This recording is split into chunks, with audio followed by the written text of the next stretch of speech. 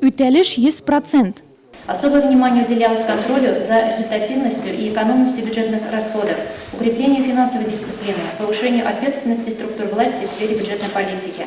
Сегодня особую актуальность приобретает обеспечение максимальной эффективности в расходовании каждого бюджетного рубля. Депутатлар шәһәр бюджетының үтәлешен бер тавыштан расладылар. Сессияда шәһәр советының 2014 елның 5 ноябрендә кабул ителгән карарына да үзгәрешләр кертелде. Ул нигездә муниципаль хезмәтләр үтәүгә дәгъва кылучы затларга керемнәре, мөлкәтләре һәм мөлкәти характердагы мәҗбүри документлар турында мәгълүмат бирүгә кагылышлы иде.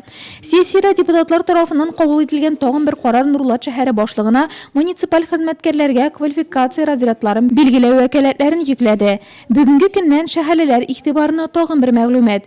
Торак пункты эчендә индивидуаль торак төзү өчен 400 квадрат метрдан алып 1500 квадрат метрга кадәр, шәхси ярдәмче хуҗалык алып бару өчен 1000-нән алып 5000 квадрат метрга кадәр җир участогы бирү билгеләнә. Әлеге мәсьәлә буенча да депутатлар тиешле карарлар кабул иттеләр.